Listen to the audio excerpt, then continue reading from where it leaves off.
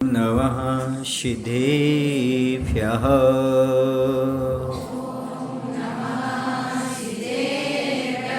ॐ नमः सिद्धेभ्यः।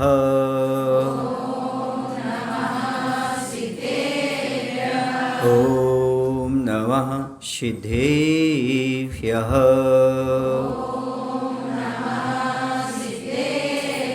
जीवमजीवं दौवं जिनवर्वसहेण जैन दिष्टं देविन्दविन्दवन्दं वन्दे तं सौदा शिरसा वन्दे तं सौदा शिरसा। बोलिए अहिंसा परमो धर्म की। आचार्य नेमिचंद महाराज की। आचार्य गुरुदेव भगवान श्री विद्यासागर जी महाराज की। नवाचार्य श्री समय सागर जी महाराज की।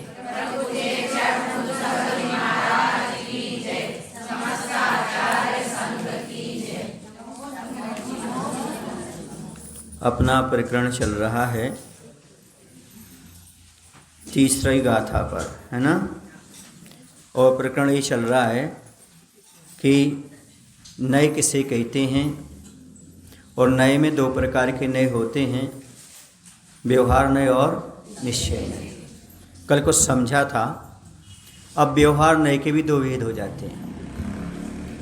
व्यवहार नए के दो भेद हो जाते हैं। एक हो जाता है सद्भूत व्यवहार नए और दूसरा हो जाता है असद्भूत व्यवहार नए। समझ गए ना। तो सद्भूत व्यवहार नए का अर्थ होता है एक अखंड द्रव्य को भेद रूप विषय करने वाला ज्ञान। एक द्रव्य है लेकिन उसको भेद रूप से जो विषय करने वाला है वह कहलाएगा सद्भूत व्यवहार नय। जैसे जीव के केवल ज्ञान आदि या मति ज्ञान आदि गुण। अब चूंकि आत्मा तो आत्मा है, फिर भी गुण की अपेक्षा से भेद कर दिया। केवल ज्ञान आदि मति ज्ञान आदि गुण वाला जो है वो कौन है? जीव है। बाकी तो चेतना लक्षण था उसका। क्या लक्षण था? ज्ञान और दर्शन। लेकिन जो एक अखंड द्रव्य होते हुए भी उसमें भेद रूप विषय करा दे, वह ज्ञान जो कहलाता है कहलाता है सद्भूत व्यवहार नय। जैसे कि जीव के केवल ज्ञान आदि या मति ज्ञान आदि गुण, ऐसा कहना। दोनों मिलकर के, कौन से? केवल ज्ञानी कहो या मति ज्ञान आदि कहो, और उसमें ही भेद हो जाएगा। एक मात्र केवल ज्ञान आदि ग्रहण करेगा, दूसरा मति ज्ञान आदि को ग्रहण करेगा। समझ गए ना। तो इस सद्भूत व्यवहार नय के दो भेद हो जाते हैं। एक उपचरित सद्भूत व्यवहार नय हो जाता है और एक अनुपचरित सद्भूत व्यवहार नय हो जाता है। इसके दो भेद कैसे होंगे? वो क्या कहेगा? जो उपचरित सद्भूत व्यवहार नय वो कहेगा जो नए कर्मजनित विकार सहित गुण और गुणी के भेद को विषय करता है, वह उपचरित सद्भूत व्यवहार नय कहलाएगा। जैसे उसमें कहा जाएगा कर्मजनित कैसा है? उसमें मति ज्ञान आदि, और कर्म रहित कौन सा हो जाएगा? केवल ज्ञान आदि। समझ गए ना।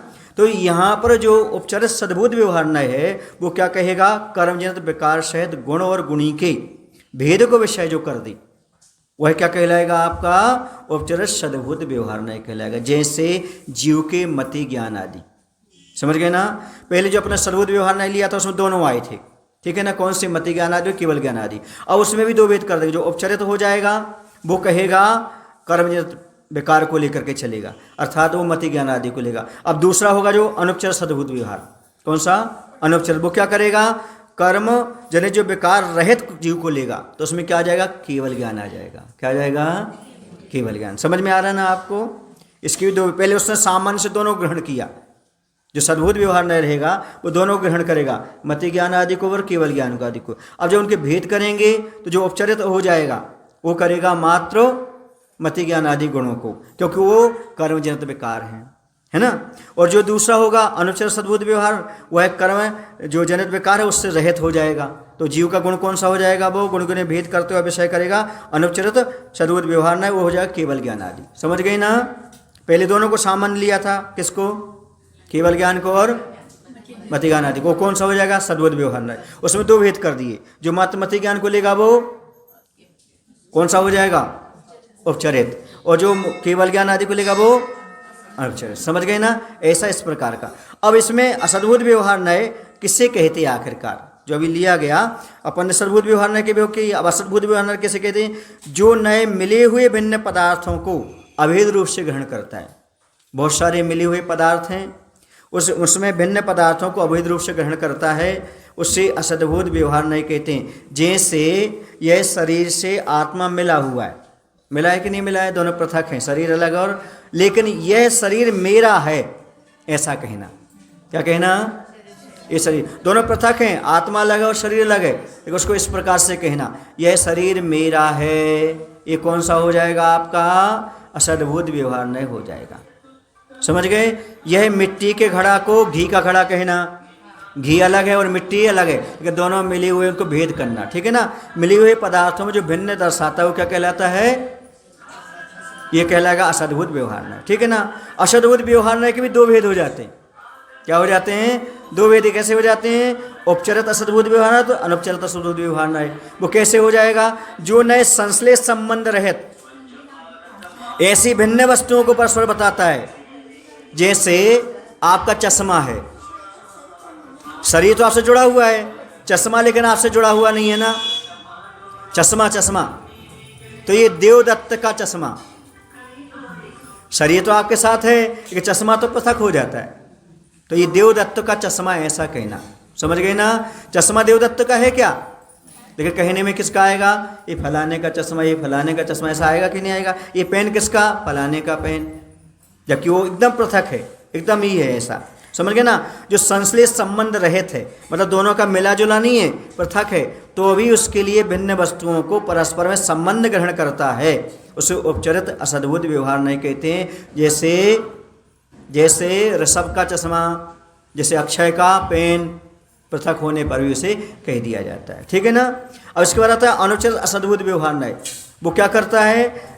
वो जो नए संश्लेष संबंध सहित वस्तु के संबंध को विषय करता है, समझ गए ना, उसे अनुचित असद्भुत व्यवहार नहीं कहते। जैसे शरीर मेरा है, ये साथ में संश्लेष संबंध इसका, तो ये शरीर मेरा है ऐसा कहना।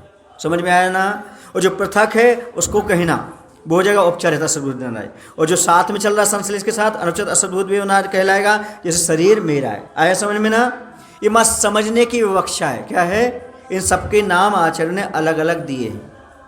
अब व्यवहार नय से आप समझेंगे, जो गाथा का मुख्य अर्थ है वो समझेंगे।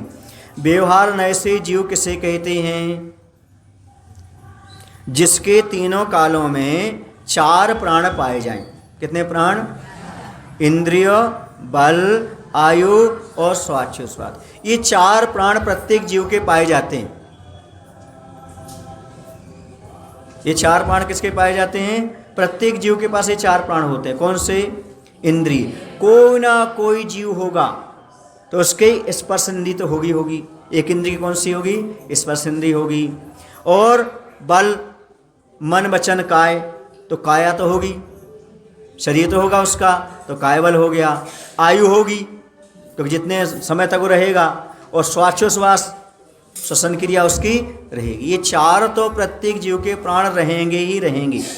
अब इन्हीं के चार के भेद हो जाते हैं, तो भेद कर तो 10 हो जाते हैं। कैसे हो जाते हैं? इंद्रिय के कितने भेद हो जाएंगे? 5 हो जाते हैं। बल के कितने भेद हो जाते हैं? 3। 5 और 3 कितने हो गए? 8। और आयु और स्वाच्छोस कितने हो गए? 10 हो गए। इस प्रकार 10 प्राण हो जाते हैं। समझ में आ रहा है ना? 10 प्राण कैसे बनते हैं? ये चार प्राणों के ही भेद करके 10 प्राण बन जाते हैं। और भेद कितने के हैं? 2 के हैं। इंद्रिय के 5 भेद हो गए और बल के 3 हो गए। इंद्रिय समझते 5 इंद्रियां, स्पर्श, रसन, घ्राण, चक्षु, कर्ण और श्रोत, मतलब श्रोत और कर्ण एक ही है। और काय में मन, वचन और काय, ठीक है ना। 5 और 3 8, और दो चीज़ें आयु और स्वाच्छोश्वास, ऐसे कितने हो गए? ये 10 प्राण हो जाते हैं। तो ऐसे 10 प्राण जो व्यवहार से होते हैं, मुख्य रूप से 4 प्राण तो होते ही होते हैं प्रत्येक जीव के। समझ गए आप लोग? 4 प्राणों के बिना कोई भी जीव जीवित नहीं रह सकता। अब प्राण किसे कहते हैं? लोग कहते हैं तो हमारे प्राण ले लिए भैया। तो प्राण किसे कहते हैं? जिसके संयोग से यह जीव जीवन अवस्था को प्राप्त होता है और जिसके वियोग से यह मरण अवस्था को प्राप्त होता है, उसे क्या कहते हैं? प्राण कहते हैं। जिसका संयोग मिले तो जीवन है, जिसका वियोग मिले तो मरण है। समझ गए ना? आत्मा नहीं मरती। ये जो 10 प्राण पौद्गलिक हैं, इनका वियोग हो जाता है तो कहते हैं फलाने चंद का मरण हो गया, है ना। और 10 प्राण मिल गए, इस जीव का उत्पत्ति हो गई, जन्म हो गया, समझ गए ना। जिनके संयोग से जीवन अवस्था को प्राप्त हो और जिसके वियोग से मरण अवस्था को प्राप्त हो, उसे क्या कहते हैं? प्राण कहते हैं। प्राण के कितने भेद हैं? मुख्य रूप से दो हैं। कितने हैं? अब देखो, मुख्य रूप से दो हैं। कौन से दो हैं? एक है द्रव्य प्राण और दूसरा है मन प्राण। कौन कौन से? द्रव्य प्राण और भाव प्राण। मन नहीं द्रव्य और भाव प्राण दो प्रकार के हो जाते हैं। द्रव्य प्राण किसे कहते हैं? द्रव्य इंद्रिय आदि को द्रव्य प्राण कहते हैं। ठीक है ना। जो आपकी संरचना है ना, ये क्या कहलाएगी? द्रव्य प्राण कहलाएगा। ठीक है ना। और भाव प्राण क्या कहलाएंगे? भाव प्राण का अर्थ जो क्षयोपम रहता है। क्या रहता है? क्षयोपम रहता है, वही भाव प्राण कहलाएगा। अब भाव प्राण का अर्थ है भाव इंद्रिय आदि को भाव प्राण कहते हैं। द्रव्य इंद्रिय और भाव इंद्रिय आप लोग पढ़े ना तत्व सूत्र में। द्रव्य इंद्रिय और भाव इंद्रिय, निरतोपकरणे द्रव्येन्द्रियम लब्धोपयोगौ भाव इंद्रियम, पढ़ के आए ना ऐसी। तो जो अंदर की लब्धि और उपयोग होती है वो अंदर की है ना। तो इसी प्रकार से द्रव्य और भाव के रूप में, जैसे बाहर कोई व्यक्ति अंधा है लेकिन उसे कितनी इंद्रिय मानेंगे अंधा है तो? क्यों? क्योंकि अंदर क्षयोपम तो है उसके पास, बाहर से उपकरण का काम नहीं कर रहा है। भाव इंद्रिय की अपेक्षा द्रव्य इंद्रिय नहीं है तो है, लेकिन उसकी काम नहीं कर रही। क्या नहीं कर रही? काम नहीं कर रही। ऐसा नहीं है कि जिसके लिए सुनाई नहीं देता उसको पंचार इंद्रिय कह दें, जिसको दिखाई नहीं देता उसको कह दें, ऐसा नहीं। इंद्रिय तो है, उसका क्षयोपम अंदर विद्यमान रहता है। समझ गए। अब यहाँ पर संक्षिप्त से प्राण के भेद बताए, दो, द्रव्य और भाव। फिर भी चार भी बताए, इंद्रिय, बल, आयु और स्वाच्छ्वास। इंद्रिय प्राण किसे कहते हैं? तो द्रव्येंद्रिय के निमित्त से उत्पन्न हुआ जो छायोसमिक भाव है उसको इंद्रिय प्राण कहा जाता है। किसके कारण होता है वो? द्रव्येंद्रिय के निमित्त से उत्पन्न हुआ छायोसमिक भाव, क्योंकि ये सब छायोसम से प्राप्त होते हैं, ये छायोसमिक भाव हैं, तो इसको इंद्रिय प्राण कहा करते हैं। बर प्राण क्या कहलाता है? जो अनंत शक्ति की एक भाग प्रमाण मन, वचन, काय के निमित्त से उत्पन्न बल को क्या कहते हैं? बल प्राण कहते हैं। मन, वचन और काय जो प्राप्त होता है, हमारे पास अनंत शक्ति है आत्मा में, उससे एक अंश रूप से जो हमारे प्रमाण प्राप्त हो जाए, मन, वचन और काय के निमित्त से उत्पन्न हुए बल को बल प्राण कहते हैं। समझ गए ना। मन रूप, वचन रूप और काय रूप, ये तीन प्रकार के प्राण हो जाते हैं। कौन से? बल प्राण। अब आयु, जिसके उदय से एवं क्षय से भव संबंधी जीवन और मरण होता है उसे आयु प्राण कहते हैं। भव संबंधी जो जीवन मरण है ना, ये आयु कहलाता है।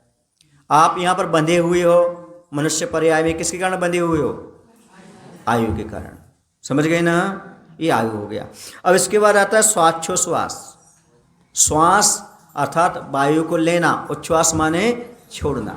इसको आन पान भी कहते हैं। आना पान क्या बोलते हैं? लेकिन आन पान और स्वाच्छ्वास में थोड़ा सा अंतर होता है। आन पान वो होता है जो दिखाई देता है। आप लोगों की जो श्वास होती है वो दिखाई देती, समझ में आती है। एक इंद्रिय आदि को समझ में नहीं आती, वो स्वाच्छ्वास भी कहते हैं। क्या कहते हैं? एक इंद्रिय, दो इंद्रिय, तीन इंद्रिय, चार इंद्रिय आदि की वो सांस तो लेते छोड़ते हैं पर हमें समझ में नहीं आता। आपकी स्वाच्छ्वास तो समझ में आती। ये आन पान हो गया। क्या हो गया? ये आन पान हो गया। समझने के लिए आना पान, आना और जाना, उसका निकलना ये होता है। समझ गए ना। इस प्रकार से तो कहीं आन पान भी मिलता है और कहीं पर स्वाच्छ्वास शब्द भी मिलता है। तो इसको समझना है, इनका ऐसा ऐसा क्यों कहा आचार्यों ने। तो एक इंद्रिय आदि के स्वाच्छ्वास मान लेते हैं और बाकी जीवों को कहने में आन पान हो जाता है। अब ये आपका स्वाच्छ्वास हो गया। विस्तार से प्राण के कितने भेद हैं? तो विस्तार से 10 भेद हैं। कितने भेद हैं? जो आप पढ़ के आए हैं, 5 इंद्रिय, स्पर्शन, रसन, घ्राण, चक्षु और श्रोत्र कह लो या कर्ण कह लो। ठीक है ना। इसके बाद आता है आपका 3 बल। कौन कौन से हैं? मन बल, वचन बल और काय बल। ठीक है ना। इसके बाद आता है 2। कौन से 2? आयु और स्वाच्छ्वास। समझ गए ना। इस प्रकार के यहाँ पर 10 प्राण हो जाते हैं। इंद्रिय किसे कहते हैं?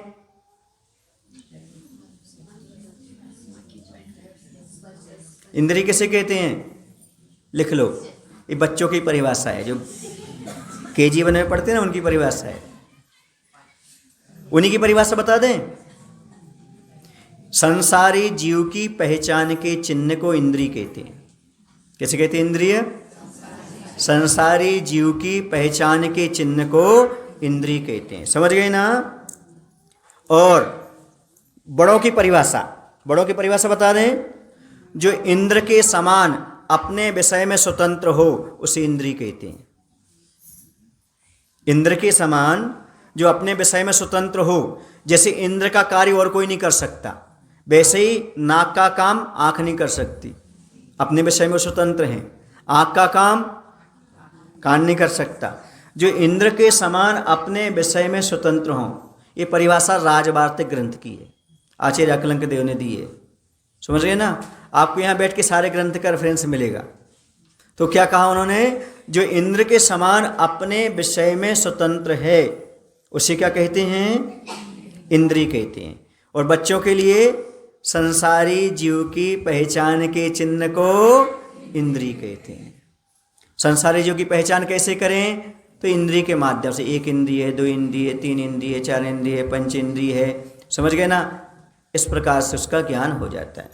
तो इंद्र के समान स्वतंत्र हैं। नाक का काम और कोई इंद्रिय नहीं कर सकती, कान का काम और वही करेगी, दूसरी इंद्रिय नहीं करेगी, इसलिए अपने विषय में वो स्वतंत्र है।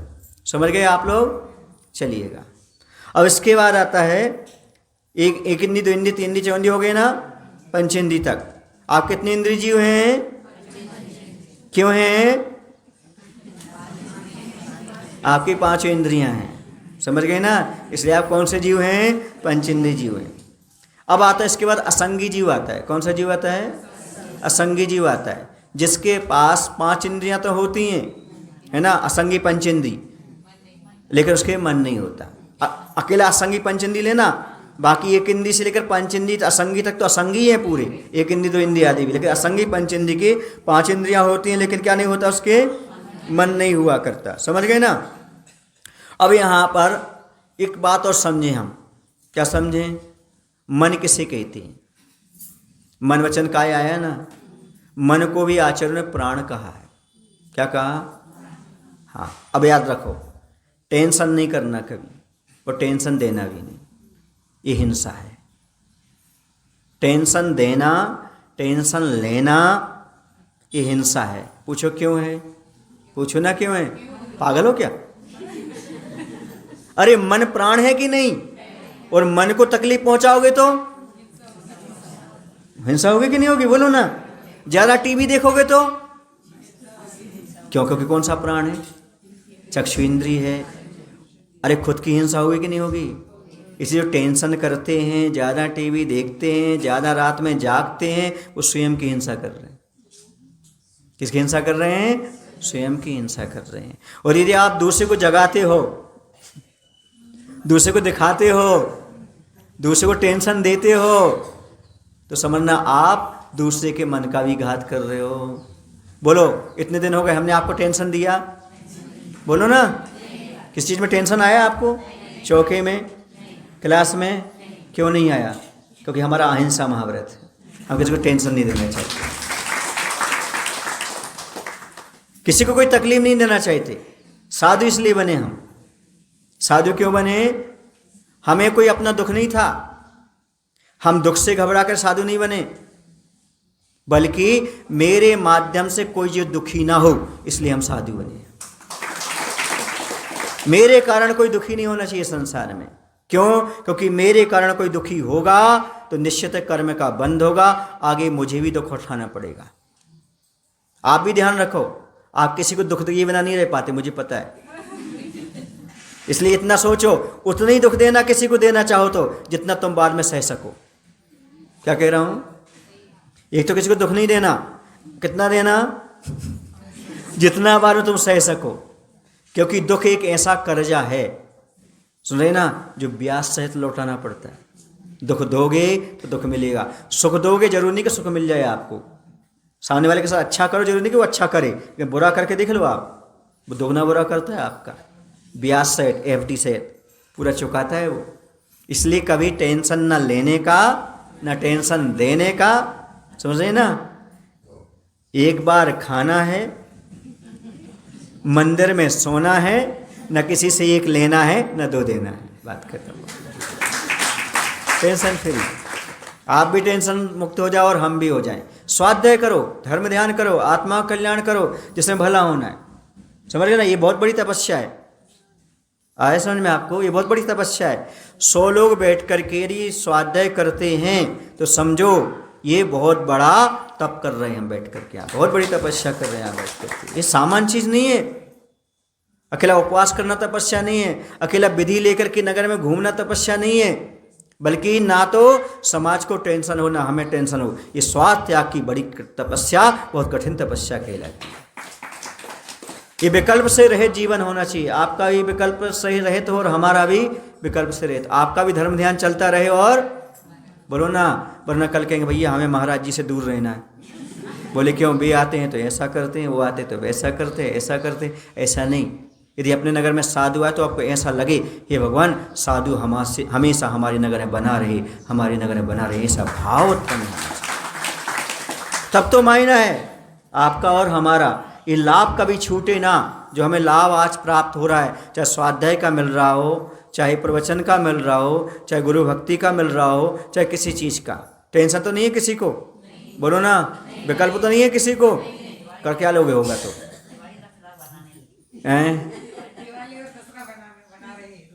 क्या दूर दिवाली हो दशहरा मना रहे हो? दशहरा नहीं मनाना, दिवाली मनाना। हाँ, दशहरा अपन कब मनाएंगे? जब पर्युषण आएगा। 10 हरा, 10 धर्म का पालन करेंगे अपना, वही दशहरा है। भाई किसी को मारना जलाना दशहरा नहीं है। दशहरा कौन सा है? हमारा जीवन 10 धर्मों से भर जाए। और अभी तो अच्छा लग रहा है सबको, गुस्सा तो नहीं आ रही। हाँ, अब कुछ लोग कहते हैं महाराज जी आप बड़े दयालु हो, किसी से कुछ नहीं कहते हो, सबसे आहार भी ले लेते हो, कुछ डांटते नहीं हो। ध्यान रखो, हम दया नहीं करते, हम अपने मूल गुण को पालन करते हैं। हमारा धर्म है अंतर मुहूर्त के भीतर ही इन सब चीज़ों को छोड़ना। यदि क्रोध आता है, कोई चीज़ आती है तो अंतर मुहूर्त, एक तो आने नहीं देना, आ रहा है तो कब समाप्त कर देना? अंतर मुहूर्त के भीतर, तभी तुम्हारा सच्चा मुनि धर्म पलने वाला है। हम किस पर दया करेंगे? हम खुद पर दया कर रहे हैं। किस पर कर रहे हैं? मेरे व्रतों में दोष न लगे, मेरे गुणस्थान च्युत ना हो, ये हम अपने भाव बना कर रहते हैं। तुम्हारे कारण हम कसाई क्यों करें? तुम्हें सुधरना है तो सुधरो, नहीं सुधरना है तो तुम जानो। बोलो ना, यदि कोई व्यक्ति कीचड़ में फंसा है तो हम उसे अपना हाथ नहीं देंगे, उसका हाथ पकड़ेंगे। यदि उसे हाथ दे दिया, उसने अपनी ओर खींच लिया तो गड़बड़ हो जाएगा ना। इसलिए उसका हाथ पकड़ते हैं, आजा बेटा आजा आजा आजा, नहीं आ रहा तो तू जान, मैं जा रहा हूँ। इतनी करुणा बहुत है, ज़्यादा करुणा ठीक नहीं। प्रेम से समझा सकता हूँ, प्रेम से बता सकता हूँ। और मैं एक को बताऊँ, डर के आदमी धर्म नहीं करता, मजबूरी है। और प्रेम से धर्म आदमी समर्पण के साथ करता है। प्रेम के साथ समर्पण होता है उसे, जबरदस्ती का धर्म नहीं होता। धर्म कैसा होता है? स्वेच्छा से हो, अपने भाव उत्पन्न हो कि भैया हमें ये करना है। अभी बताओ, आप लोग 100 लोग कम से कम यहाँ आकर पहले बैठ जाते हमारे आने के पहले, ये डांट से आए हो कि प्रेम से आए हो? पक्का? अब डांट भी लगाएंगे। तो मन एक मुख्य चीज समझे, मन एक क्या है? प्राण।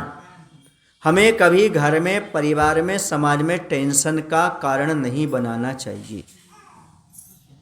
कोई भी लड़ाई झगड़ा करते हो, है ना, केस कचहरी तक पहुंचते हो, ये बहुत बड़ी हिंसा है। क्या है? बहुत बड़ी हिंसा है ये समाज के लिए। बहुत बड़ा पाप कर रहे हो। ये सामने वाला पाप कर रहा हो या ना कर रहा हो, हिसाब दे रहा हो या ना दे रहा हो, समझ रहे ना। यदि आप ऐसा काम करते हैं तो आप गलत करते हैं, क्योंकि आप हिंसा कर रहे हैं। क्या कर रहे हैं? इसमें अपना समाज का भी नाम खराब होता है, अपना भी खराब होता है, समझ रहे ना। और टेंशन भी होता है, 10 लोगों को, 100 लोगों को होता है कि नहीं होता? बोलो। सब जो कर रहे हैं सबको अपने कर्म का फल मिलेगा। तुम कोई अधिकारी नहीं हो, तो कोई न्यायाधीश नहीं हो, तुम्हें समझने की आवश्यकता है। मिल बैठ करके बात को सुलझाया जा सकता है। जो आपके बड़े पदों पर है, आपके ही माता पिता हैं, वो आपके ही बड़े लोग हैं, आपके ही सज्जन हैं। बैठ करके शांति से उसको सुलझाया जा सकता है। कहाँ किसकी गलती है, कहाँ किसकी कमी है, उसको समाप्त की जा सकती है। समझ गए ना क्या कह रहा हूँ मैं? आचार्य कहते हैं, महाभारत में युधिष्ठिर क्या कहता है? सुनो क्या कहता है। वो कहता है, सुनो, हम घर में जो हैं वो 105 हैं। क्या हैं? कैसे?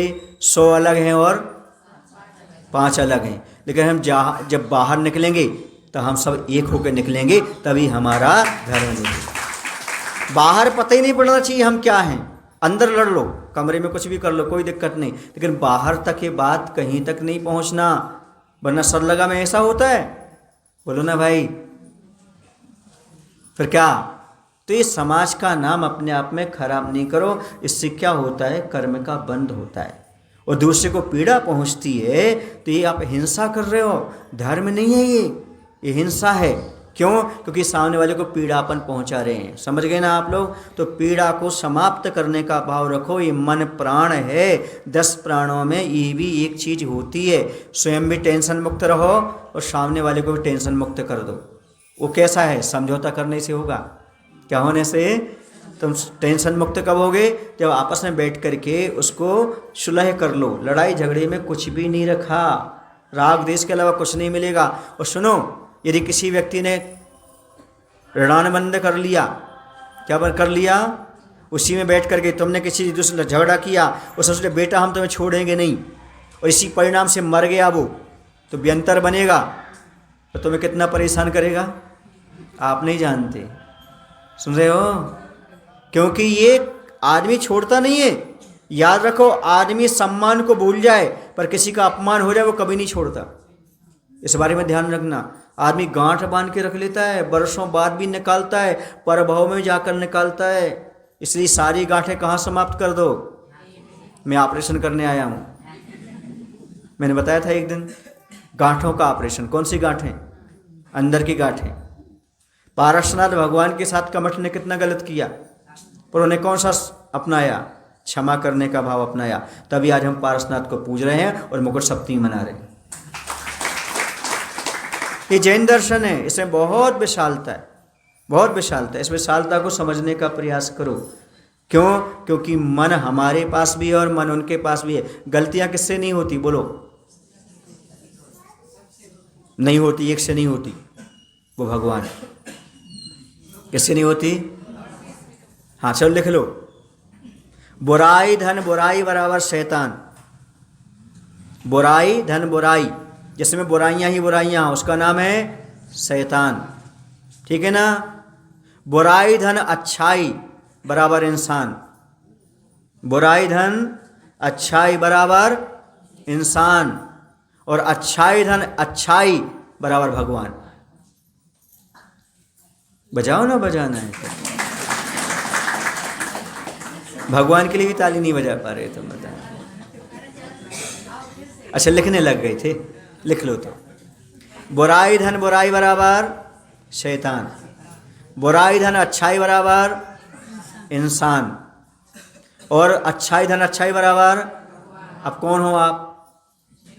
शैतान नहीं होना, भगवान नहीं होना, इंसान होना। अभी कौन हो? तो आप में अच्छाई भी है और बुराई भी है। स्वीकार करते हो कि नहीं करते? हर आदमी में अच्छाई भी है और हर आदमी में बुराई भी है। ऐसा नहीं है कि हर आदमी दूध का धुला हुआ है। समझ गए ना?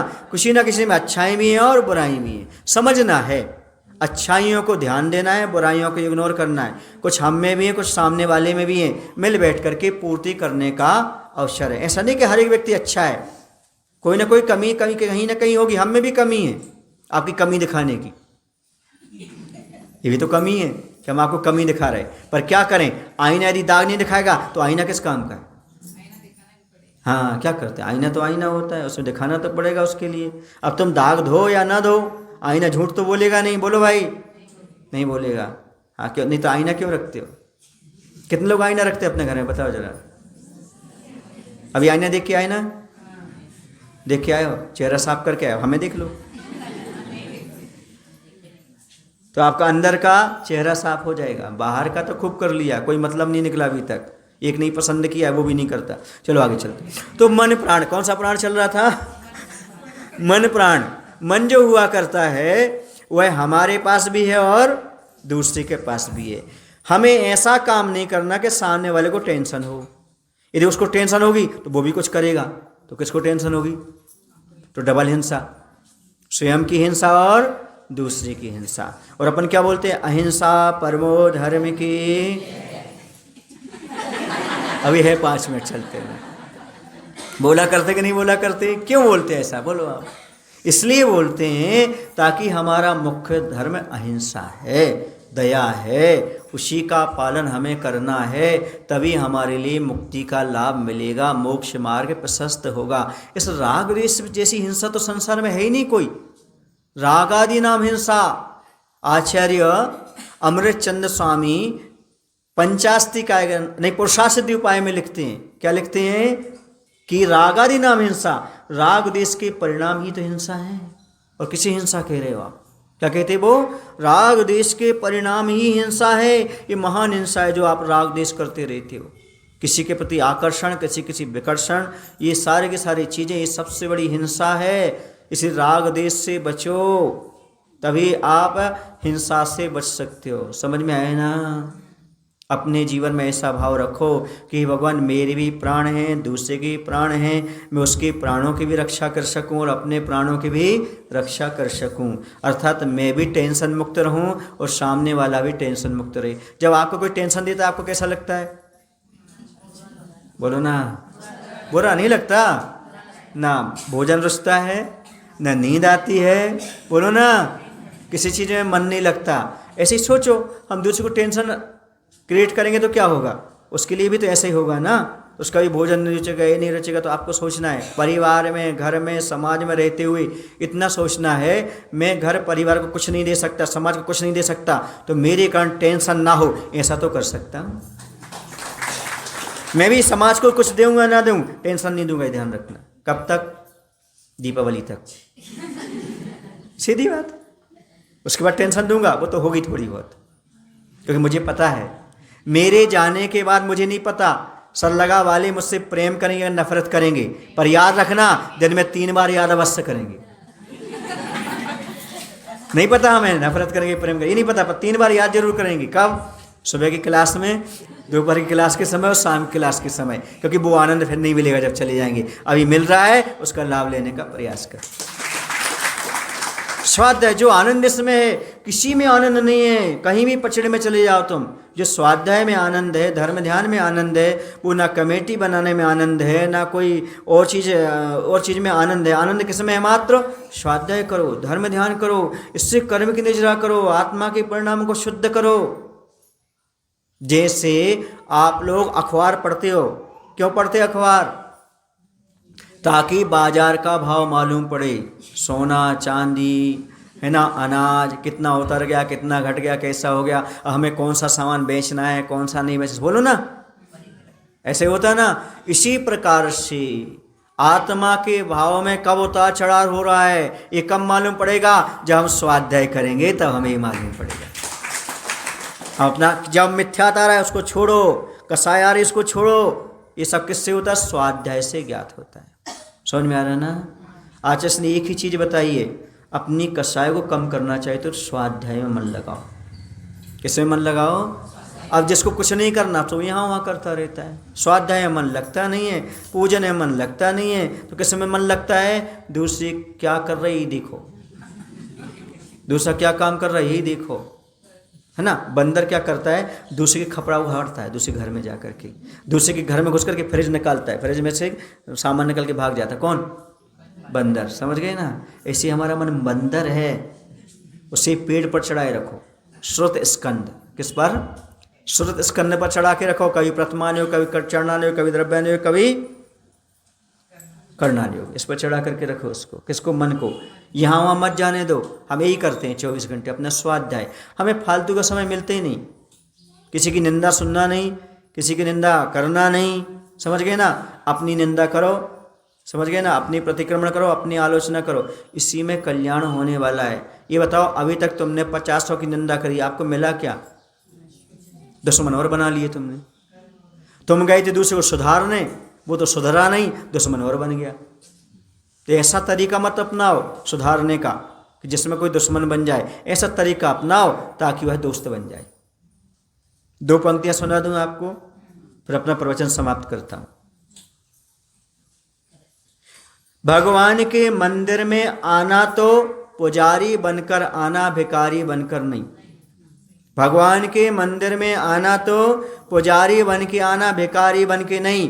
किसी की गलती बताना तो दोस्त बन के बताना, दुश्मन बन के नहीं।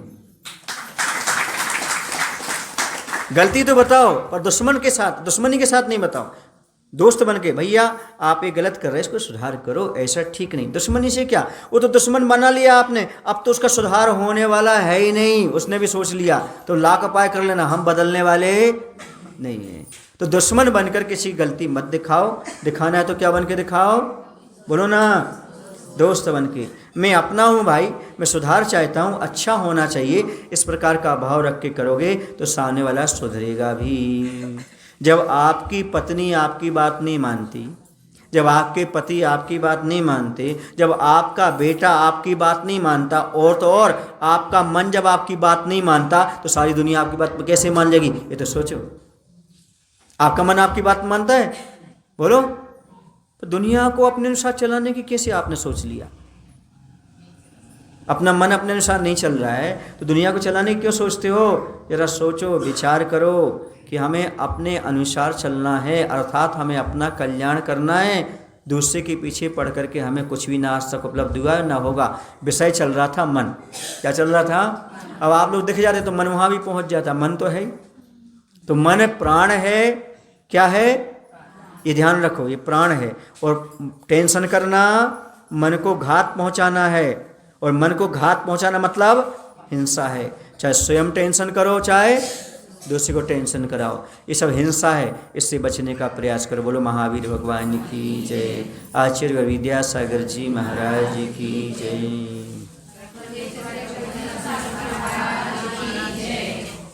बोलो हे प्रभु, हम सभी को इतनी शक्ति, इतनी बुद्धि देने की कृपा करो, ताकि हम सभी लोग अपने जीवन में तनाव मुक्त हो सकें, एवं दूसरों को भी तनाव मुक्त रख सकें।